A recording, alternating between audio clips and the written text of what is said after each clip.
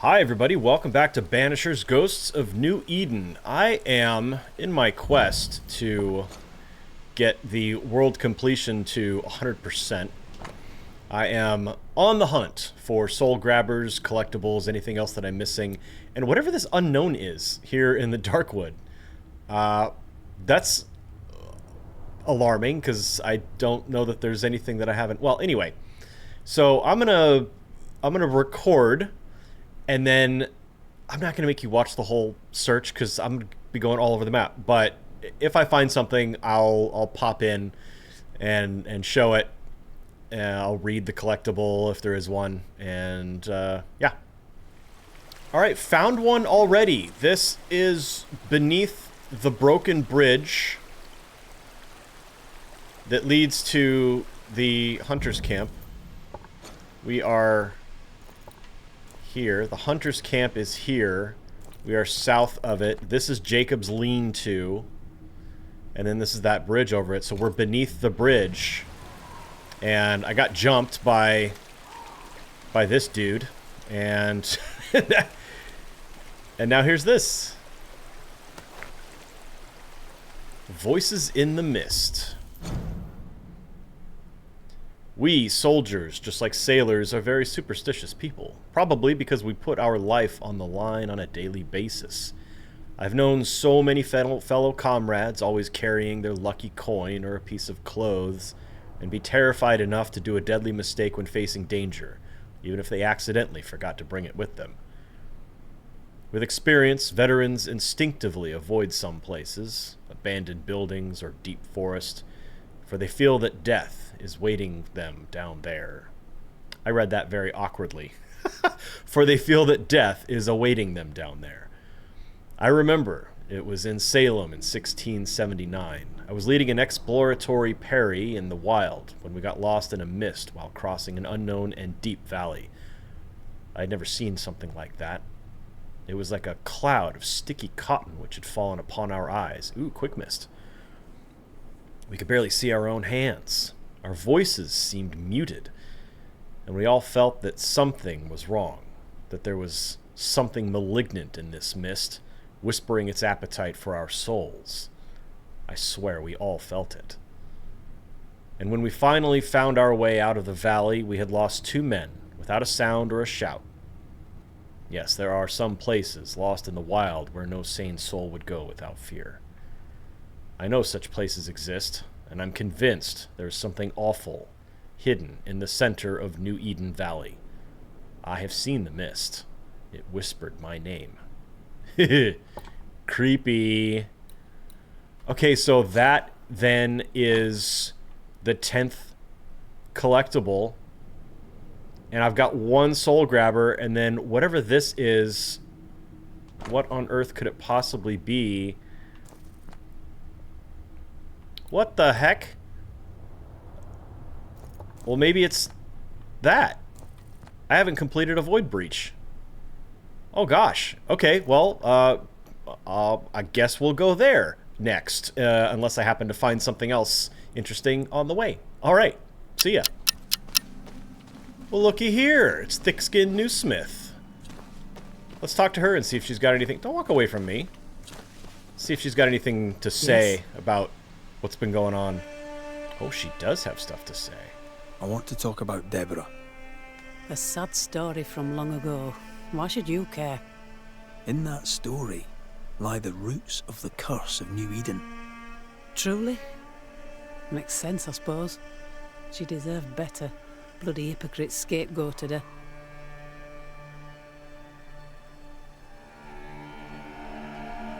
Who were these hypocrites? Haskell, Pennington more so. The captain surely bore the schoolteacher a grudge. Haskell wanted fame as the man who'd crushed the witch of New Eden. Bill Staunton did the same to Giles Corey in Salem. I wonder if he got the idea from Haskell. Old Bill's governor of Massachusetts now. He were well rewarded for his nonsense. So Pennington was the first to accuse Deborah of witchcraft. He was the man to arrest her. And it was personal. Well, then I guess we're glad that we've taken care of Captain Pennington, aren't we? Did you take part in her execution? Not I. The schoolteacher was no witch, and if she was, I'd not have cared. She was intimate with Kate. Did you worry? Of course I worried. It were dangerous. After Deborah's arrest, I spent weeks afraid that Kate was next. I believe her. She's too selfish to bother judging other people's passions. Why is that the camera move we get when we're we're listening to Antea? How do you feel? I feel... fine. I'm done herding winnies. No more helping fools who won't help themselves. What's your plan, if you have one? For now, I'm happy here. I hunt and share the food with those who'll take it. If I go, I'll go alone. That feels right. Perhaps that's what I should have done in the first place. Do you regret what you did? You still don't believe it were the right thing to do? You betrayed those poor souls to your own advantage. That I still believe. Ouch. Words from the heart, Red McWraith. I welcome them. I hope you find peace, thick-skinned new Smith. I truly do. So tell me, whatever happened to Rose? Careful, Scotsman. I was almost starting to like you. You know me, I'll always pry. Not here you won't. Rose is a story best forgotten. She was too dainty for this world.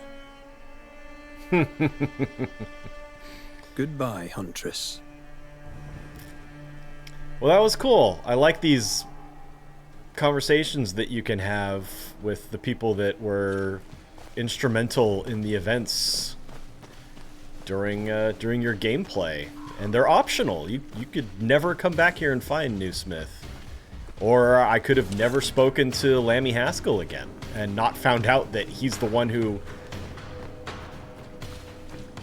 caused the whole curse by trying to give Deborah her ascendancy and screwing up the procedure. Alright, I'm back on the hunt for one more soul grabber or that void breach. See you when I get there.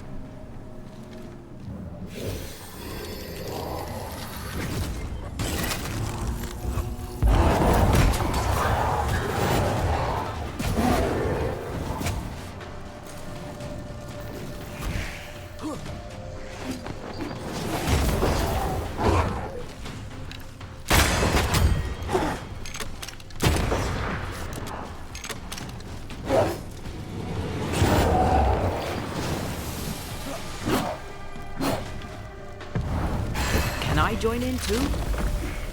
Hey, that's your face.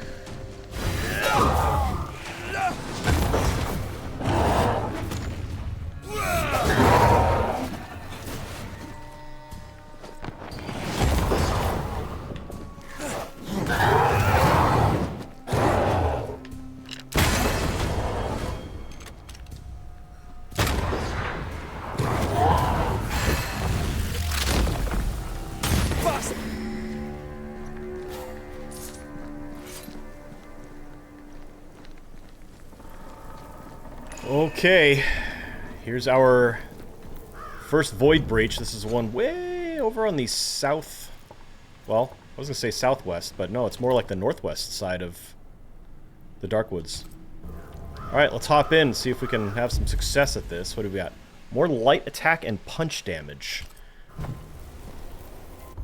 Let's check our gear, because I think, yeah, we've got like a lot of parry stuff right now from that last one. So let's do...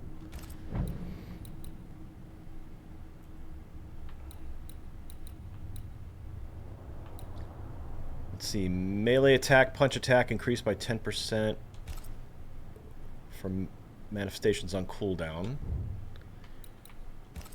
And we'll go with this. Parrying increases the next light attack and heavy attack by 75%. Quivering Veil, we'll go ahead and keep that. Banishing increases the damage of the next punch attack by 250%. I think we'll hang on to that one.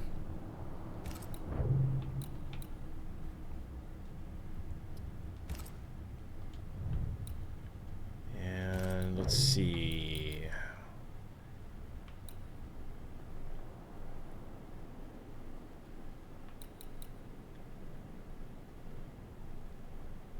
Let's go with Orpheus's Tear for this one. Hitting an enemy with a manifestation increases the damage of the next light attack and heavy attack by 50%. Punch attack area of effect size increased by 100%. That'll be useful. And finally... okay, bonus damage against wounded enemies. There we go. All relic except Orpheus's Tear. And let's void travel.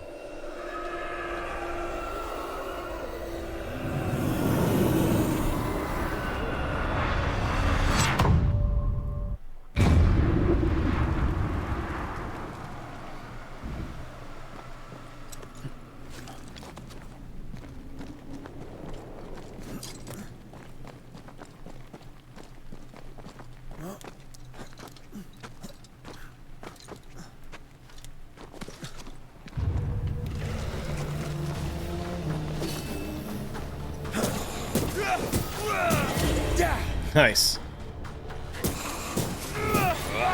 Wow. Oh, hello, Fortune Heaton.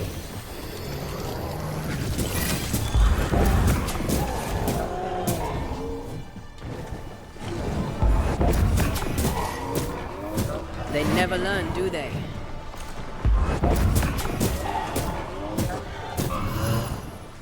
Oh, shielded. Stop shielding him. And definitely stop teleporting. Die, you bastard! Dang, now he's almost fully healed up now. Stop.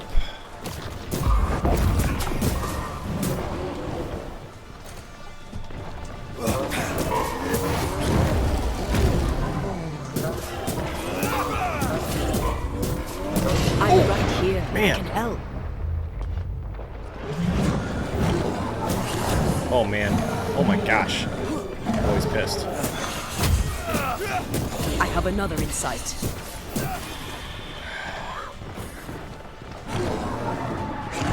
Oh, okay, that was a failed block. Oh, crud.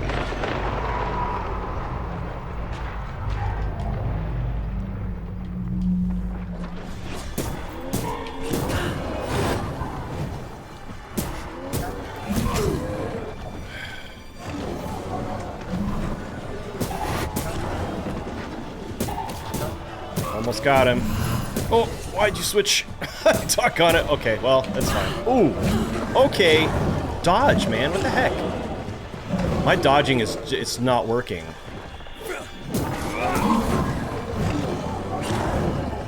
Oh, jeez. God.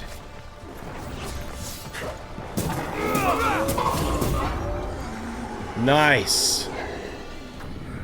Oh.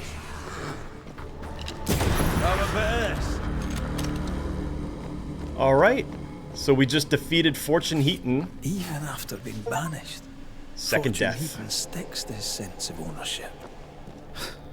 Terrifying. Well, hopefully he's like full on dead now, so defeated even in death, so hopefully he's... Nope. I hit the wrong one. Still impressive. Oh.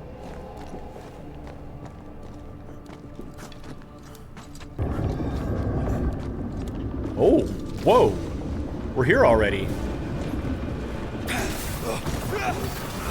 Oh! Oh boy. Let's use her as much One as we down. can. Now the others. What are you swinging at?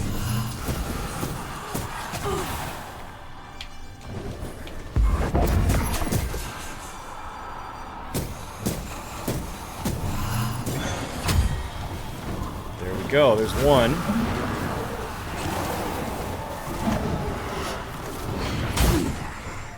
Is this third one up on a cliff? Yeah, it is. All right, let's do this first.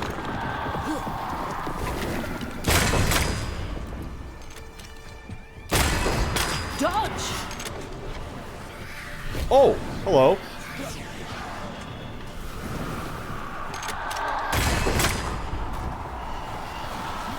Whoa.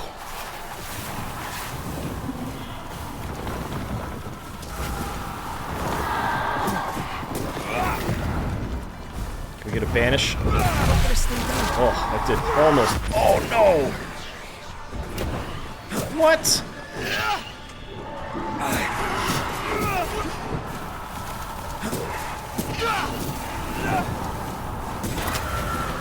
Oh no, boy, that was very bad. Oh gosh. You got this. Oh no, I didn't mean to do that. Fudge. Oh jeez. Careful! I meant to switch to her and then do that. Well, c'est la vie. We're almost done here, I think.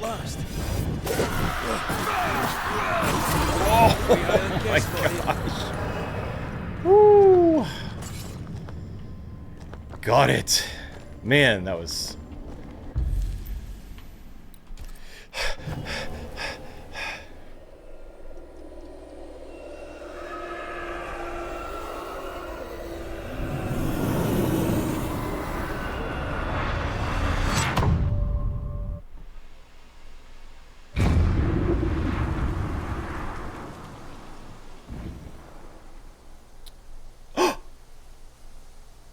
A soul grabber! Oh my gosh, are we still in the Darkwood? Oh my gosh! Is this gonna be our last one?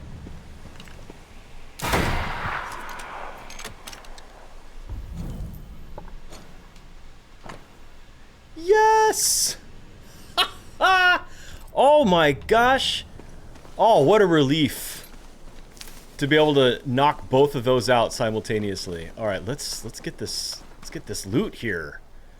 Our well-earned booty. The sweeper. So the sweeper, hitting an enemy with a rifle shot or stock grants 15 banish points. This dark, slim rifle was specifically designed for the art of banishing. Light and manageable, the weapon was enchanted to purge the dead from the incarnate after each shot. So it is currently tier 4. Cannot upgrade it though because they need an elite gem. I would need another elite gem. And I would need another one. So I need a void splinter and 3 elite gems to be able to get this up to tier or relic tier. That's awesome though. I'm so happy that that soul grabber was there.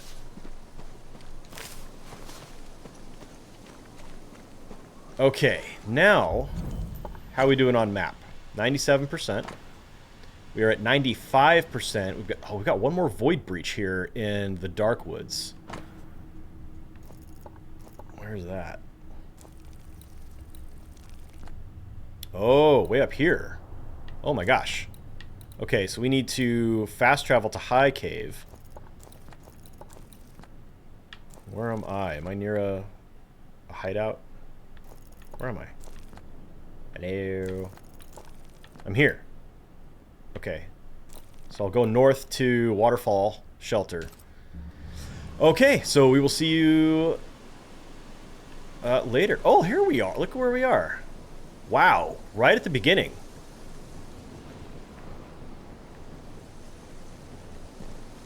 Yeah, no, we weren't. That's right, because it puts us in a different spot. Alright, anyway. See you in the next location.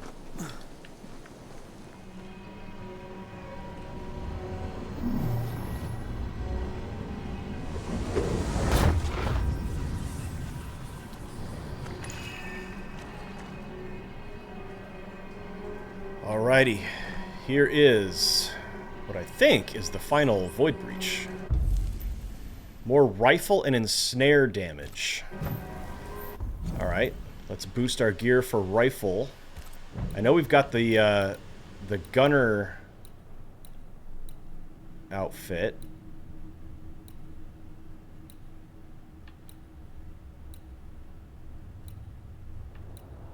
There it is. I've only got it to tier 5, but rifle damage is increased. I could do this one too. I could do the Kura tire as well. Hitting an enemy with a manifestation increases the next rifle shot. Because then you ensnare. Actually, you know what I'm going to do? I'm going to do that. Because you hit them with ensnare first. And then you rifle them. If I can remember to do that.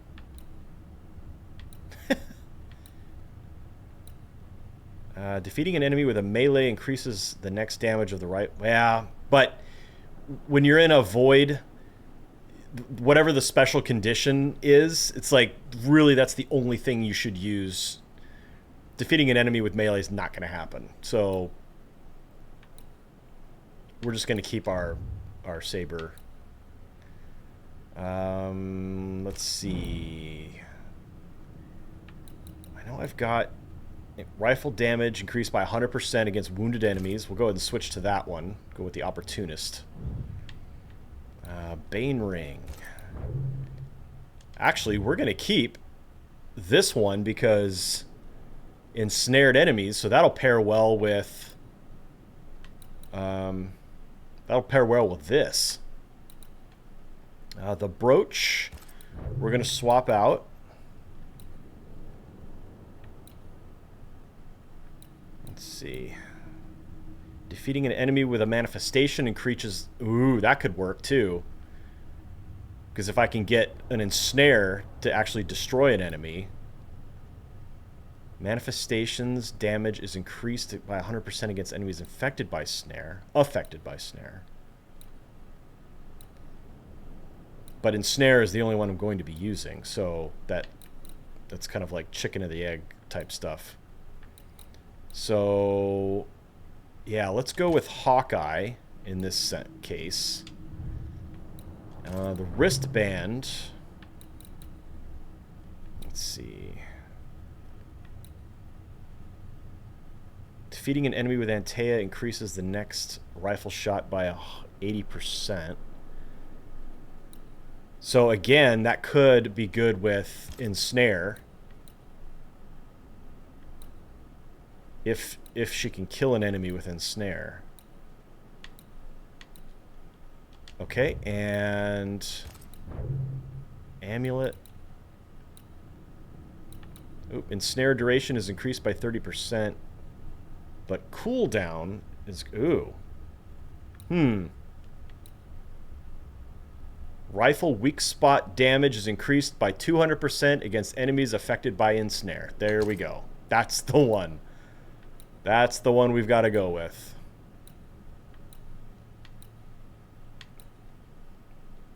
Okay. Oof, we gotta do some upgrades on these things. All right, here we go. Let's see what we get. And there's one more citizen that we banished, and I wonder if we'll encounter them here.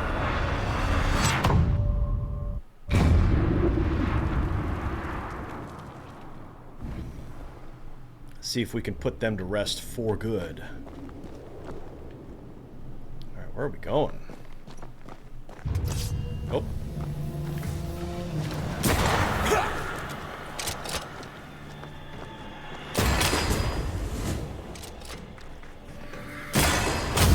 Oh.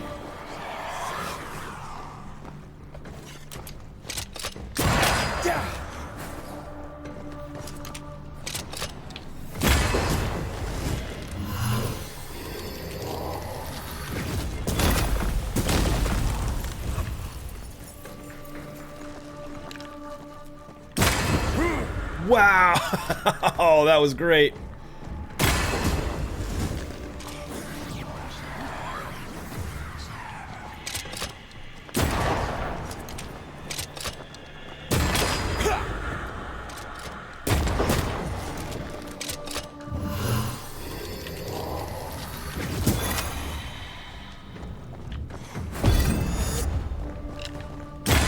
Have some of this.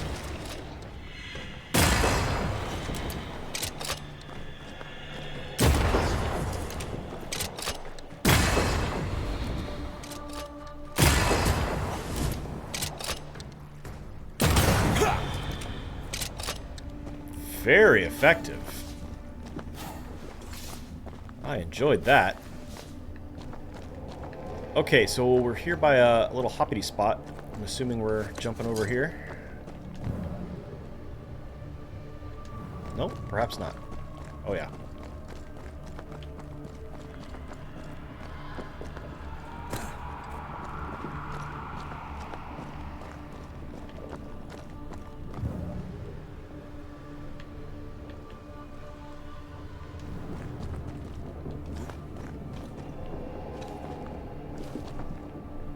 I was surprised that last void was only one combat before the sorrow.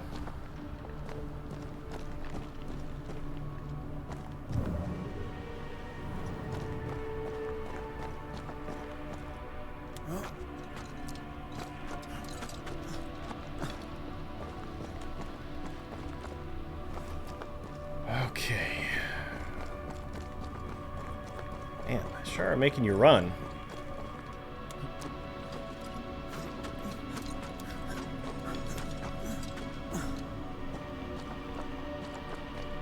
Is this just anticipatory?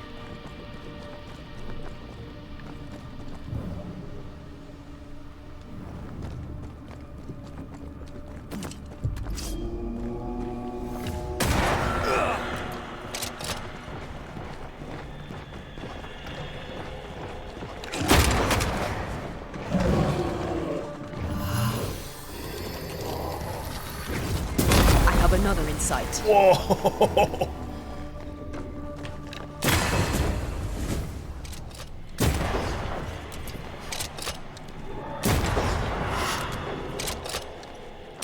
There's more of them.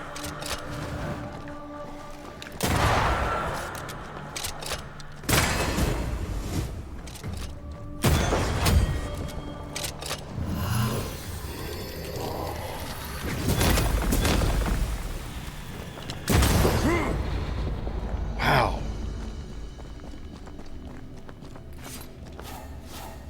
That's really fun when it works out like that. Pairing up all your gear, making it all synergize.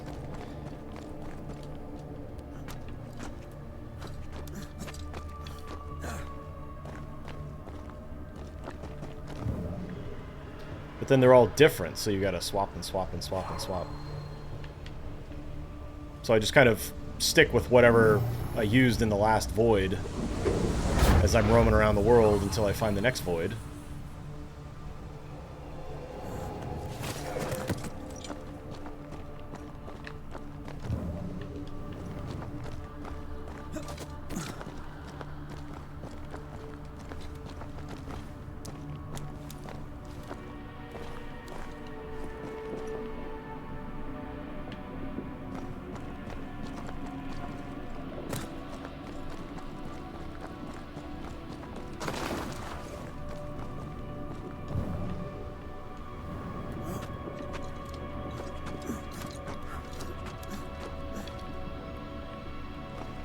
So the tension.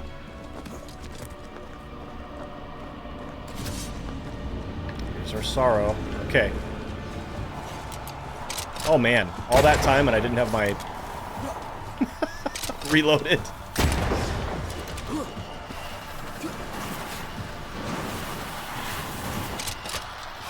Oh boy. Oh boy. All right, y'all. Just calm down. Ah, you'll be free soon enough, you bastard.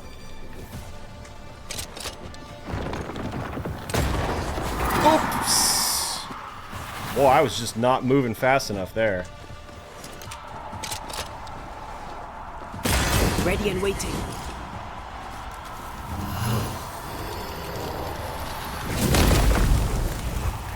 Okay, that was... I was aiming right for this guy. What happened?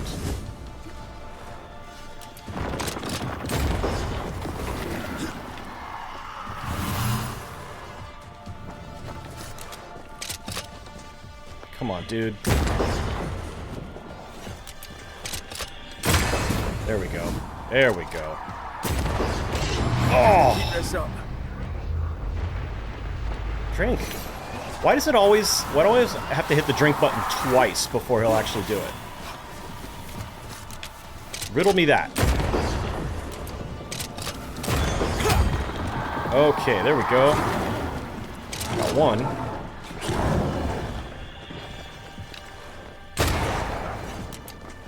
And I'm stuck on something. I cannot move forward. Oof. Oh, come on.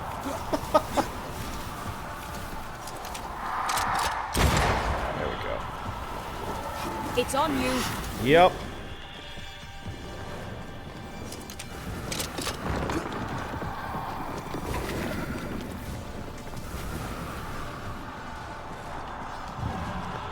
I want to see if Ensnare does something to this. That was the last one. Yeah, it did. Well, I didn't even need to just damage the Sorrow? It just died? Wow.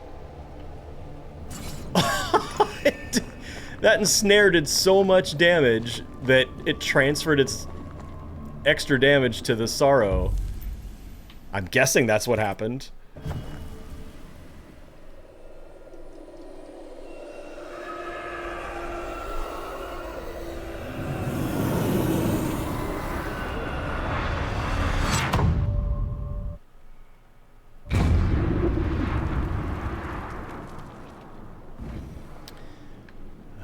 We are somewhere in the mines.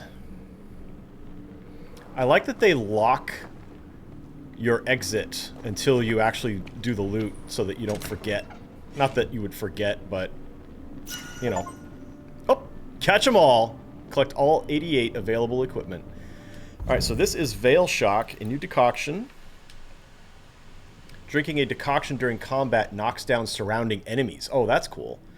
Mixture of sun-dried aromatic roots that lifts one's spirit and can change the outcome of even a losing fight. Yeah. What am I using right now? Banishing increases the damage of the next punch. Let's switch to this one.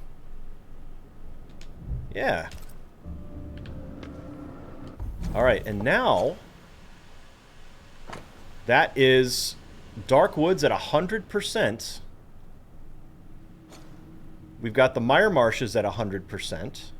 So next we've got 2 Soul Grabbers we've got to track down in Mount Pleasant. And 3 in the Harrows plus 3 collectibles. Alright, well, we're getting there. But that is all of... That's all of the events. So... I guess we'll exit. We'll run over to Mount Pleasant and see if we can find these last 2 Soul Grabbers. And I'll pop back in when I find them. Alrighty, y'all. We are now in Mount Pleasant. Fort Jericho, right over there. Let me open up the map, show you where I am. And right here on the other edge of this river...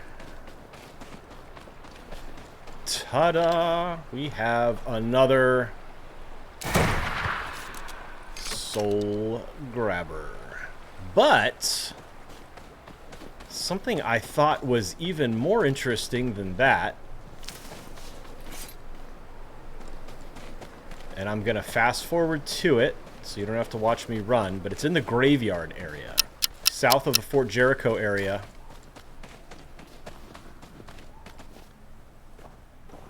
And look who is buried here. Captain Saul Pennington. But what's even more worrisome than that is the sound that's coming from beneath the surface of the ground. When there's a man seen and done too much, there's a soldier, a leader, a father.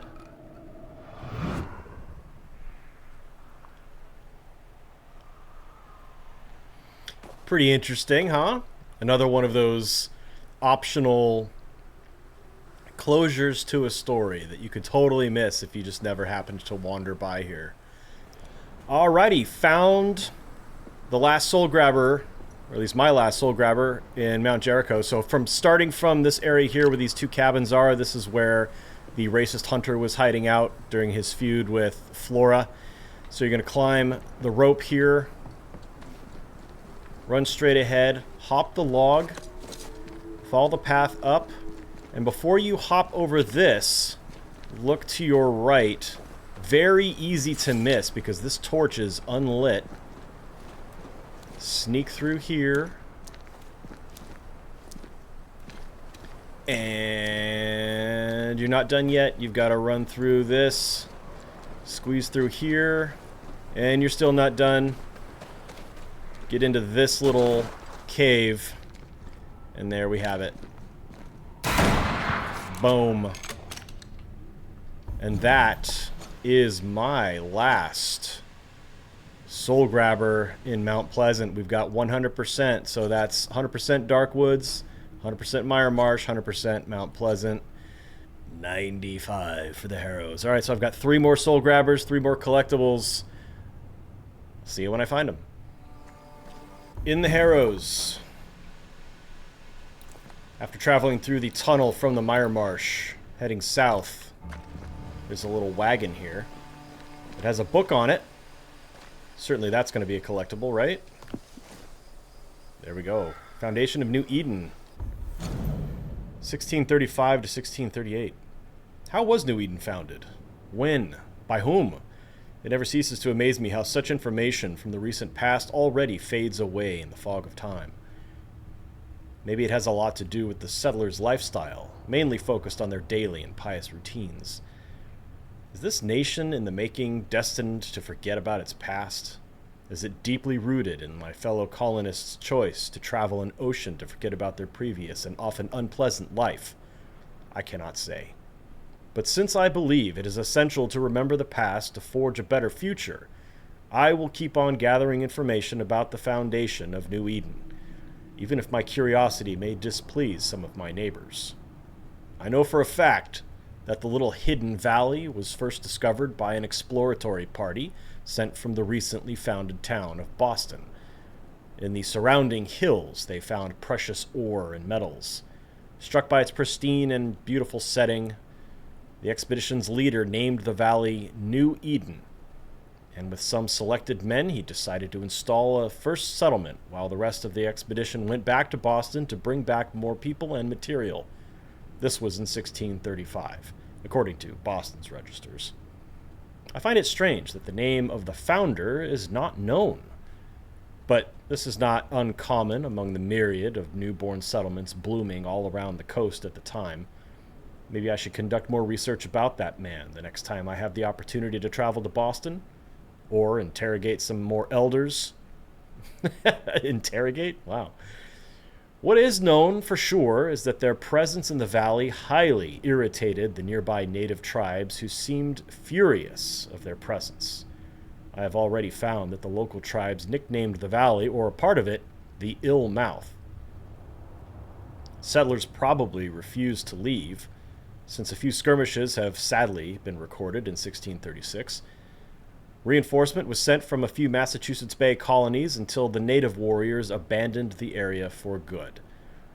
New Eden Colony was officially founded as the blood of the first victims soaked the earth of the not-so-pristine-anymore valley.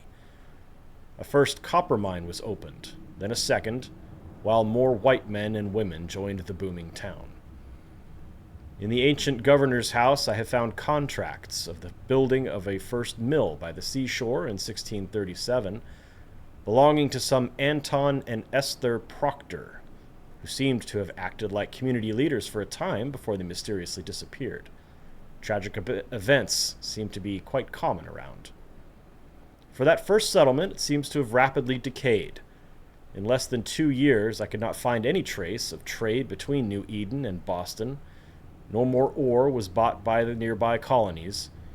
Like many similar settlements, the small bourgade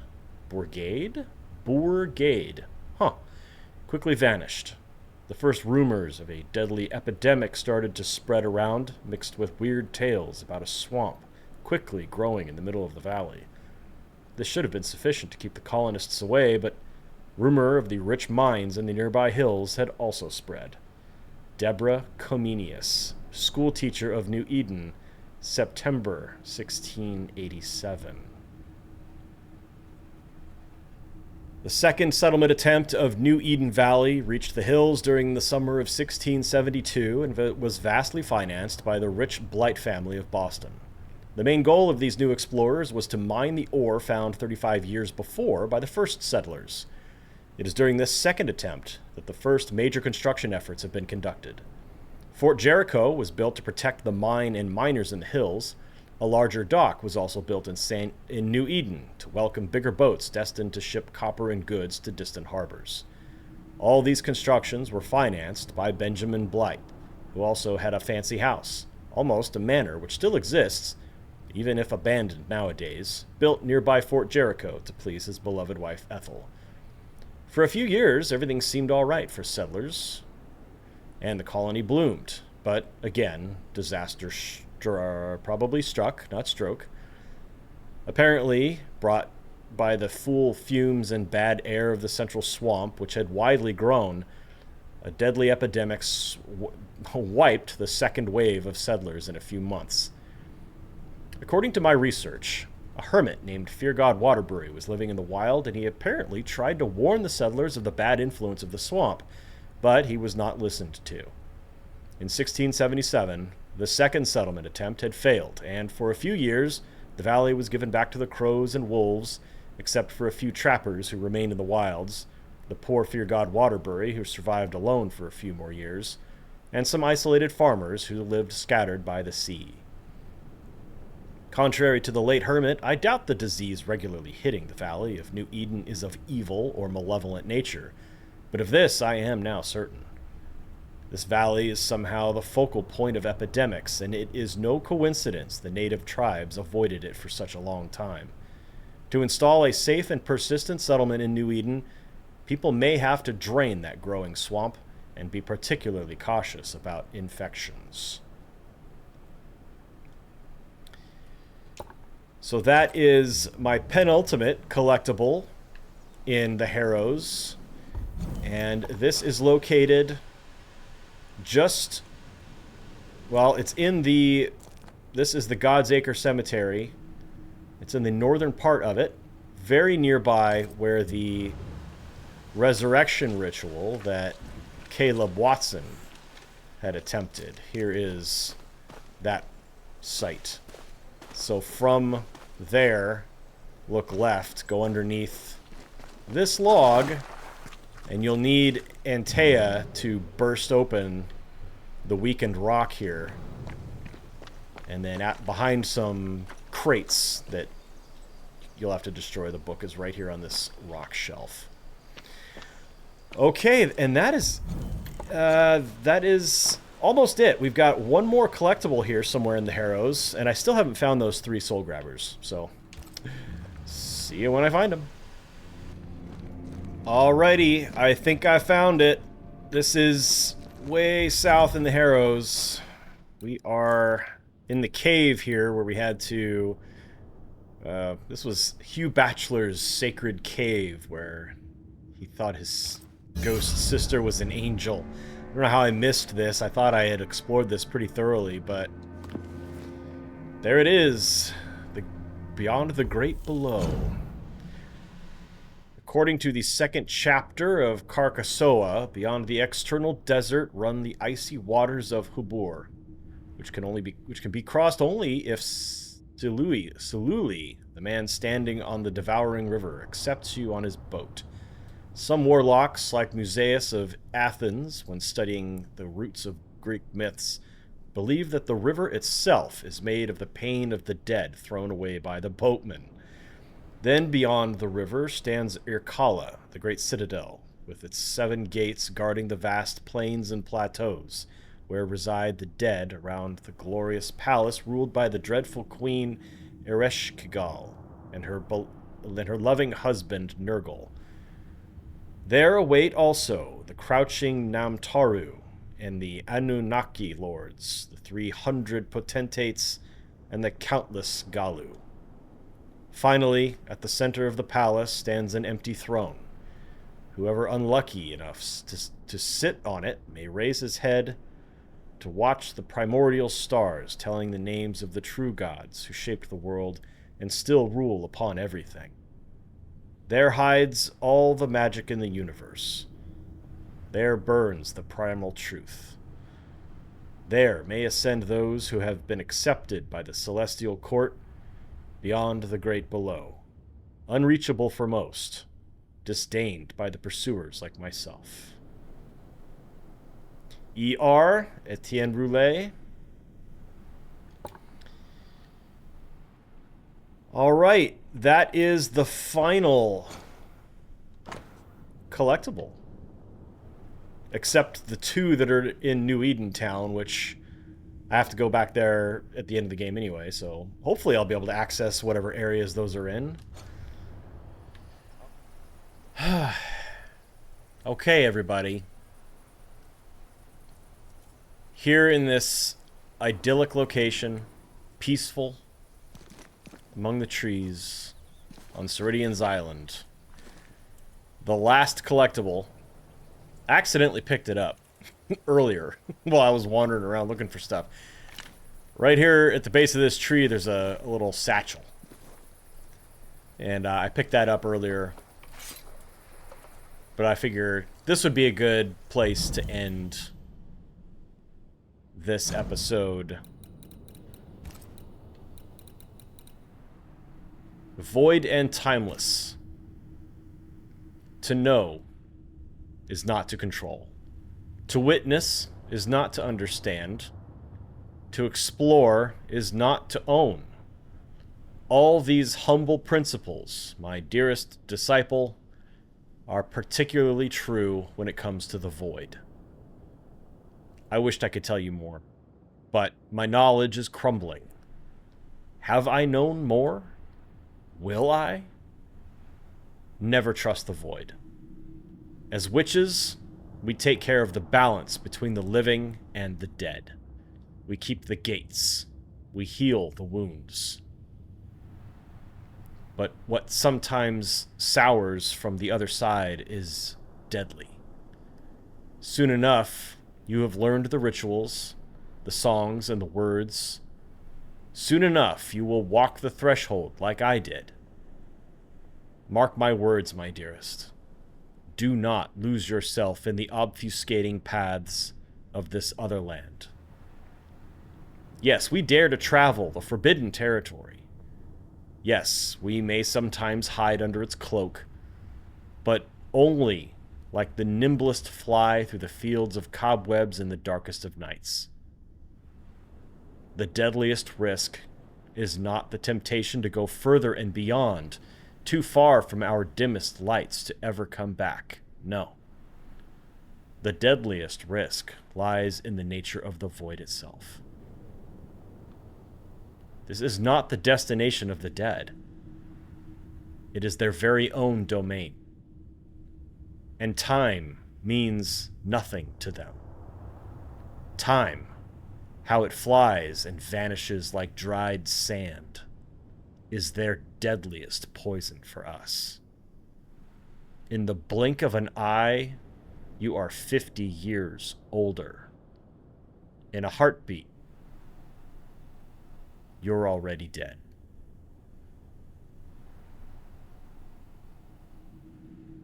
That is the final collectible. We have 100% on the 4 major regions. And it's back to New Eden Town. Next episode, as we travel through that void breach there below me. And I hope you'll join me. Thanks for watching. Have a great day.